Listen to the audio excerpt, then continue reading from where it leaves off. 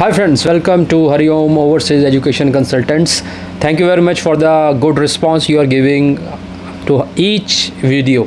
आप बड़ा अच्छा रिस्पॉन्स दे रहे हो हर एक वीडियो ਨੂੰ ਤੇ ਤੁਹਾਡੇ ਕਮੈਂਟਸ ਵੀ ਮੈਂ ਪੜ੍ਹ ਰਿਹਾ ਤੇ ਆਹ ਵਾਲਾ ਵੀਡੀਓ ਜਿਹੜਾ ਹੈਗਾ this is also very important videos coffee misconceptions ਹੈ ਮਾਰਕੀਟ ਵਿੱਚ ਰਿਗਾਰਡਿੰਗ ਵੀਜ਼ਾ ਐਪਲੀਕੇਸ਼ਨ ਦੇ ਬਾਰੇ ਬਈ ਆਪਾਂ ਵੀਜ਼ਾ ਐਪਲੀਕੇਸ਼ਨ ਵਿੱਚ ਆ ਲਗਾਈਏ ਤਾਂ ਪੱਕਾ ਲੱਗ ਜਾਊਗਾ आ ला देंगे तो प्रॉब्लम होगी। मतलब अलग अलग कंसेप्ट्स बनाए हुए हैं रिगार्डिंग स्पॉन्सरशिप का, इनविटेशन लेटर का, अगर हम ये कर लेंगे तो श्योरिटी हो जाएगी। तो ऐसे कम से कम 11-12 मिसकंसेप्शंस हैं जो कि इस टाइम प्रिवेल कर रहे हैं, जो कि आपको कंफ्यूज करते हैं सही एप्लीकेशन लगाने से।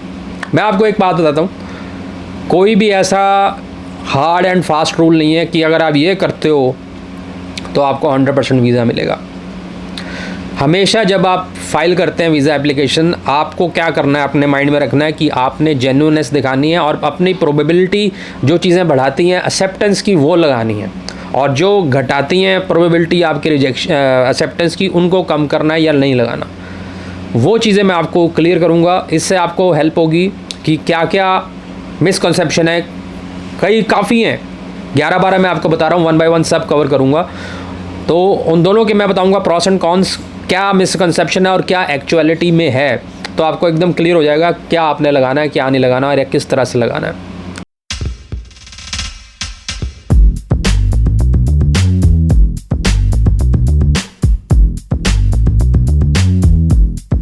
Daily we have 10 to 12 Zoom meetings, slots available होते हैं।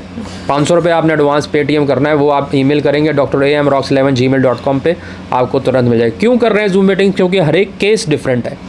ये जो वीडियोज़ हैं ये जर्नल हैं, इसको देख के आप अपने आप कॉन्फिडेंट होके करें, नो प्रॉब्लम। फिर भी आपका कुछ सवाल रहता है माइंड में कि मेरा ये चीज़ है, ये डॉक्टर साहब बता दें, तो डॉक्टर साहब आप मीटिंग करेंगे, आपका डॉक्यूमेंट्स हम देखेंगे, डिस्कस करेंगे क्या चीज़ आपके पास है, जो आप सोच रहे हैं वो अकॉर्डिंग टू द वीज़ा है या नहीं, तो वो डिस्कशन होता है। वो मामूली सी फ़ीस है 500 रुपये की। आई थिंक ये आपके लिए, आप कहीं जाते हो घूमने उसमें खर्च देते हो, that is not a big amount, right. तो इससे आपका एक क्लैरिटी माइंड में आएगी, तो I think you should opt for this. उसके बाद अगर आपका मन करता है कि हम भरें आपके लिए, then we are ready.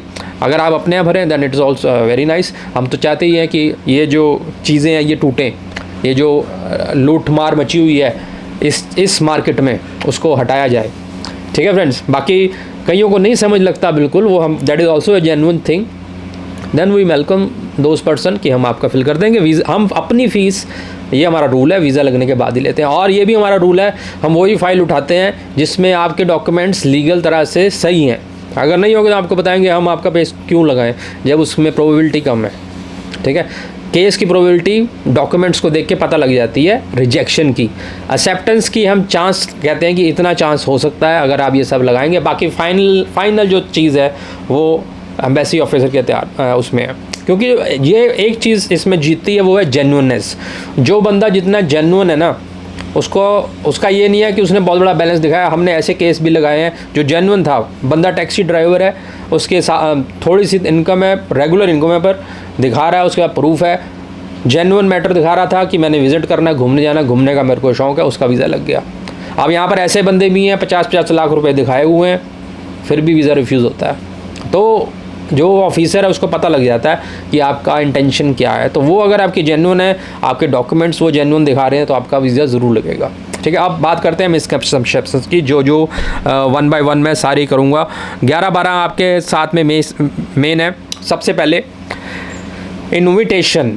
Invitation से आपके चांस बेटर होते हैं वीज़ा अप्रूवल के या नहीं। मिसकंसेप्शन क्या है? मिसकंसेप्शन ये है कि अगर आप वीज़ा ले आते, मतलब इन्विटेशन आप ले लेते हो, तब आपके चांसेस ज़्यादा हो जाते हैं। तो मैं यहाँ पर आपको क्लियर करता हूँ, ये आपका मिसकंसेप्शन गलत है। वो कैसे, वो मैं आपको बताता हूँ। वीज़ा ऑफिसर के, आप वीज़ा ऑफिसर हो, अगर आपको पता है मैं एप्लीकेंट हूँ, मैं बता रहा हूँ मेरा दोस्त वहाँ रहता है, उसने मुझे इन्विटेशन लेटर दिया है, तो आपके माइंड में क्या आएगा? आपके माइंड में ये आएगा कि बंदे का पहले से वहाँ पर जान पहचान वाला जिगरी दोस्त बैठा है, इसको टेंशन कोई नहीं है, इसने वहाँ जाके रहने लग जाना है, इसको कोई परवाह नहीं है। मतलब ये थॉट आएगा उसके माइंड में अगर आप इनविटेशन लेटर लगाओ। मैं ये नहीं कह रहा हमेशा लगाना ही नहीं है, मैं आपको एक मिसकंसेप्शन दूर कर रहा हूँ कि ऐसा नहीं है कि आपने जुगाड़ डाल के अगर इनविटेशन लेटर लगा दिया देन आपका रिफ्यूज़ल नहीं होगा। ये मैं सारे केसेस पे लग रहा है। ऑस्ट्रेलिया के सबसे ज़्यादा डिमांड आ रही है, ऑस्ट्रेलिया के मान के चलो, कनाडा, सब पे यूनिवर्सल है अगर आप इन्विटेशन लेटर वहाँ से ले आते हो। हाँ, हालांकि कुछ कंट्रीज़ ऐसे हैं जैसे जापान वगैरह है जिसमें वो उसको प्रेफर करते हैं इनविटेशन वाले बंदों को, पर वैसे ऑन द होल मैं आपको बता रहा हूँ अगर आप इनविटेशन लेटर ले आते हैं तो ये थॉट आता है उनके माइंड में, अगर बाकी डॉक्यूमेंट्स आपके डाइसी हैं। ऐसे नहीं हमेशा हर एक का है, वो पता लग जाता है ना। आपने 10 लाख की पैसे डलवा के लगा दिया जल्दी, किसी से डलवा दिए और आप दिखा रहे हो इन्विटेशन लेटर, तो उसका रेड फ्लैग तो वहीं से आ गया। उसके बाद आपने ये दिखा दिया इन्विटेशन लेटर है, तो उसको शक हो जाता है कि ये बंदा वापस नहीं आएगा, इसके पास प्रोबेबिलिटी है। तो ये मिसकंसेप्शन निकाल दो कि अगर आप इन्विटेशन का जुगाड़ कर लोगे तो आपका अप्रूवल के चांस बढ़ जाएंगे। हाँ, ये ज़रूरत है कि अगर आप जेन्युइन हो, आपका कोई जेन्युइन फ्रेंड वहाँ पर है, आपका जेन्युइन कॉज विजिटिंग का है, तब आप लगाएं कि मेरा जेन्युइन कॉज विजिटिंग है, मेरा एक फ्रेंड वहाँ रहता है तो उसके पास मैं स्टे करूँगा। आपने ये कतई नहीं बोलना कि ये कतई नहीं सोचना कि आप किसी तरह जुगाड़ से इनविटेशन का जुगाड़ करें, मतलब इनविटेशन लेकर आएँ किसी भी तरह से। कई एजेंट कहते हैं ऐसे, आप मुझे पैसे दो, वहाँ से इनविटेशन लेटर करवा देंगे आपका। वो आपको गलत चीज़ में डाल रहा है। तो ये सोचना कि आपके पास इन्विटेशन लेटर है तो आपका चांस बढ़ जाता है, ये गलत है। आप चलते हैं नेक्स्ट, स्पॉन्सर।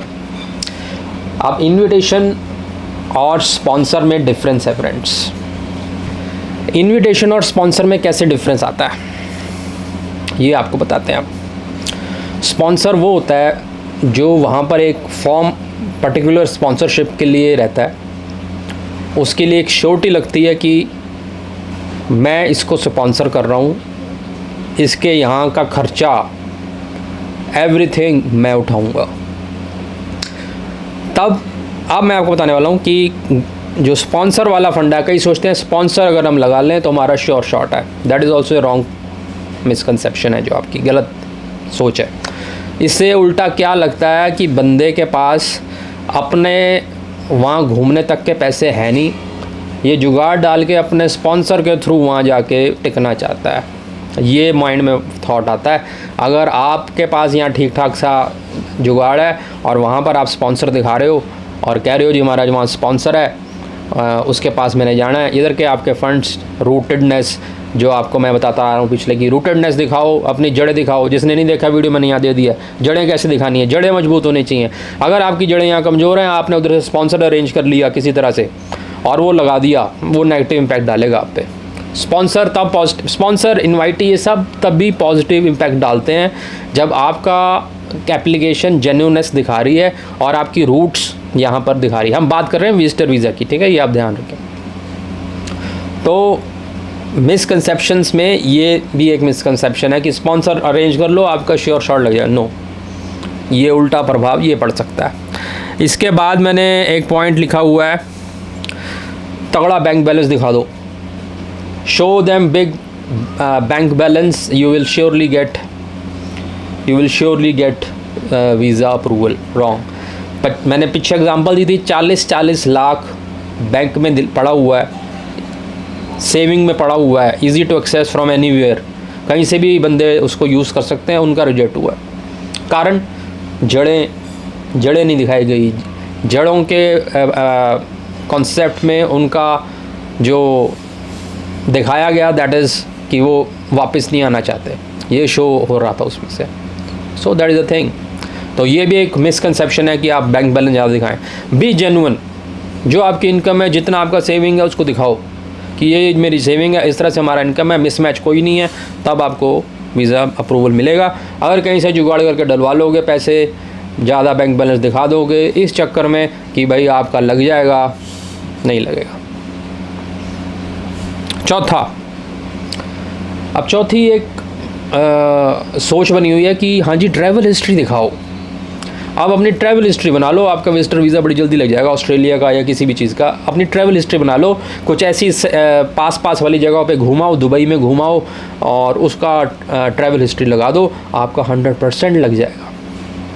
Wrong misconception. जी हाँ, ये ज़रूर है कि अगर आप ट्रैवल हिस्ट्री दिखाते हो और आप उसको फॉलो करते हो तो बंदे के माइंड में, जो ऑफिसर के माइंड में आपके बारे में पॉजिटिवनेस दिखेगी, बंदा इमिग्रेशन रूल्स को फॉलो कर रहा है। लेकिन ये 100% कतई नहीं है कि अगर आपकी ट्रैवल हिस्ट्री है तो आपको मिलना ही मिलना है।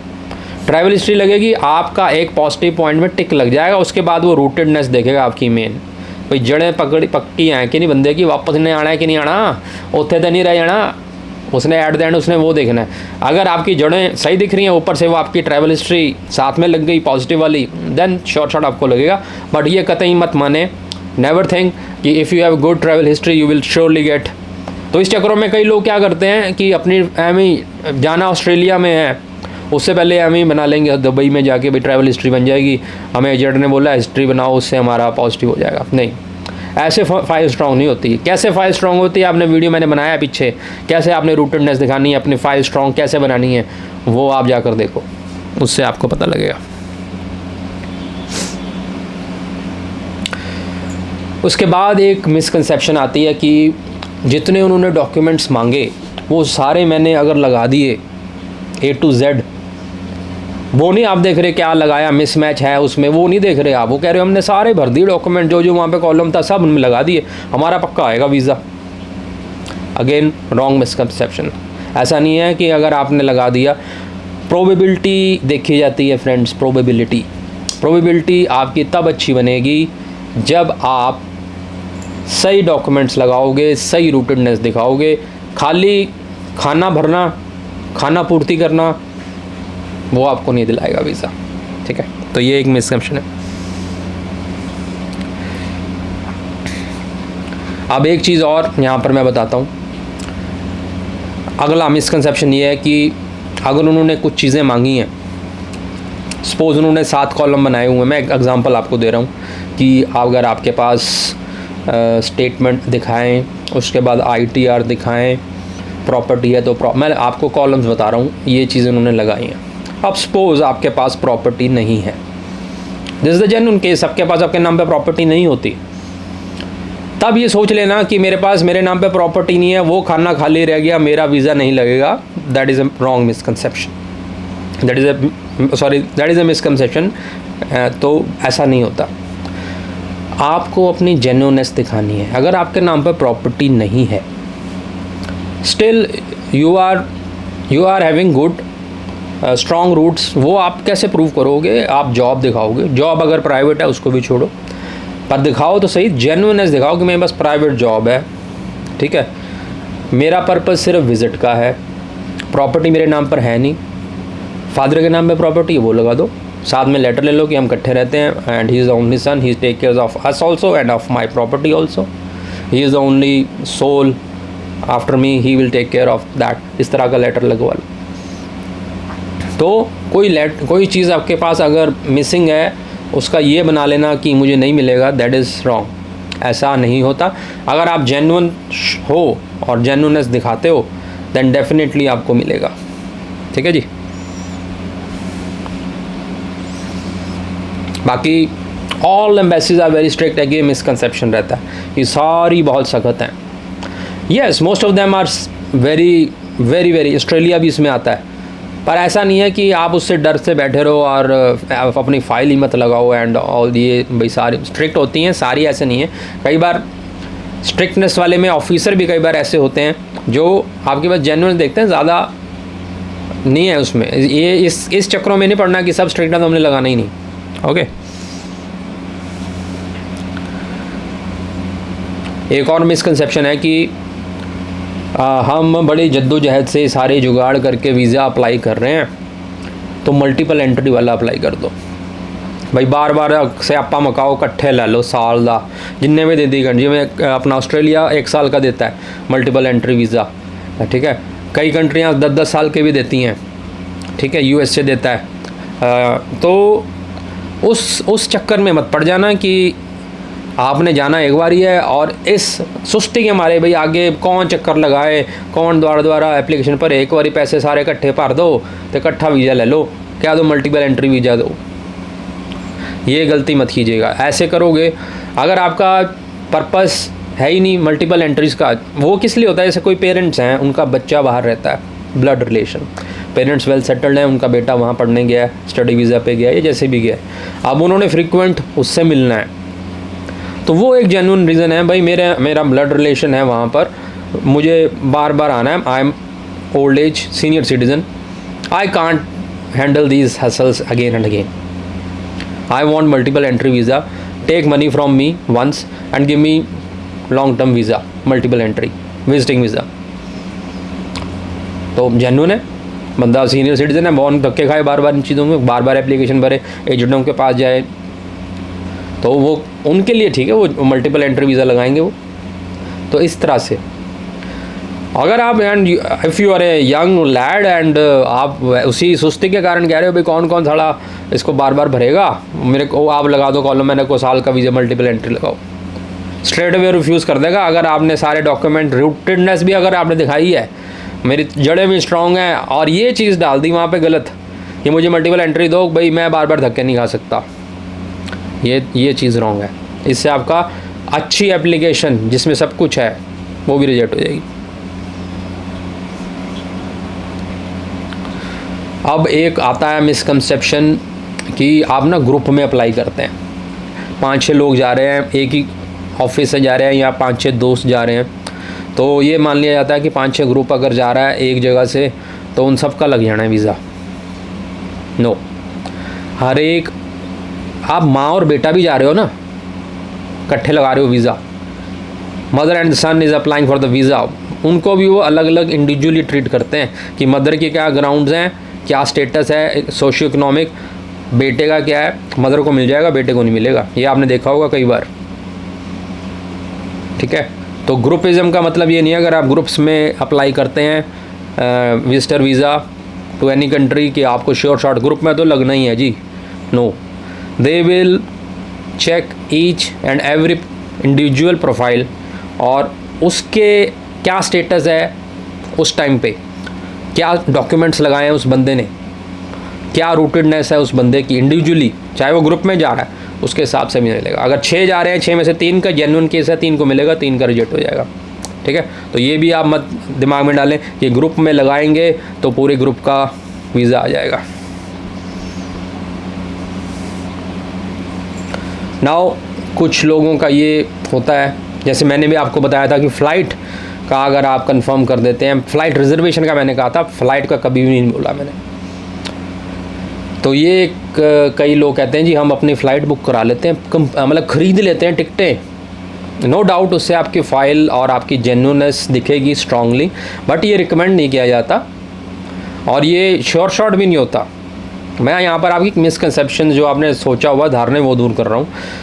तो इस केस में ये चीज़ सही है कि अगर आप राउंड द ट्रिप टिकट्स उनको रिजर्वेशन दिखाइए, that is the genuine thing कि बंदे के पास फालतू पैसे नहीं है भाई, पूरी टिकट लेके बैठा है, रिजर्वेशन कराई हुई है। रिजर्वेशन में कई कंपनीज़ आपको, जैसे मैंने आपको यात्रा.com इंडिया में बताई थी, स्लाइट सी फीस लेके आपको पूरा कॉन्सेप्ट पूरा टिकट का रिजर्वेशन देते हैं। उसमें क्या होता है, उसका मतलब ये होता है कि आपके ये वाले नंबर की टिकट स्लॉट बुकड है पर आपने ख़रीदी नहीं है, उसका एक टाइम स्लॉट आता है, उस टाइम स्लॉट में अगर आप नहीं ख़रीदते हो तो वो किसी और को दे दी जाती है, ठीक है। और अगर टाइम गैप लंबा है तो वो आपको कुछ फ़ीस मांगते हैं कि इतनी फ़ीस हमें दे दीजिए, तब तक हम आपकी सीट रोक के रखेंगे, and that is a genuine document. वो चीज़ लगती है तो वो केस जेन्युइन लगता है, भाई बंदा फ़्लाइट रिज़र्व करा के प्रूफ लगा रहा है। और अगर आप ये सोच के बैठे हो कि फ़्लाइट पूरी ख़रीदी लो टिकट और वो लगा दो, तो आपका श्योर शॉट वाला काम कहीं भी नहीं है, वो मैं क्लियर कर रहा हूँ। फ़्लाइट रिजर्वेशन ज़रूर लगानी चाहिए, आपकी फ़ाइल स्ट्रांग बनती है, आपका जेन्युइननेस ऑफ विजिटिंग ऑस्ट्रेलिया और एनी अदर कंट्री प्रूव होता है उससे।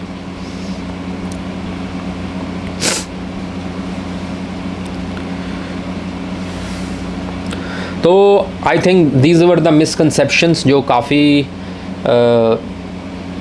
लोगों में है, तो वो मैंने आपके क्लियर कर दी हैं। इसके अलावा आपने मीटिंग करनी है मेरे साथ, personal zoom meeting, so you can do it via zoom, और लिंक आपका मिल जाता है जैसे आप पेमेंट करते हैं। और वीडियो अच्छा लगा लाइक शेयर सब्सक्राइब ज़रूर करें। बाकी जर्नलाइज्ड कोई इन्फॉर्मेशन आप चाहते हैं, जैसे कि अब वर्क वीज़ाज़ का पेंडिंग है, तो वो मैं आपको वीडियोज़ आगे आएंगे, बाकी कोई पर्सनल केस डिस्कशन है then you have to book for the Zoom meeting.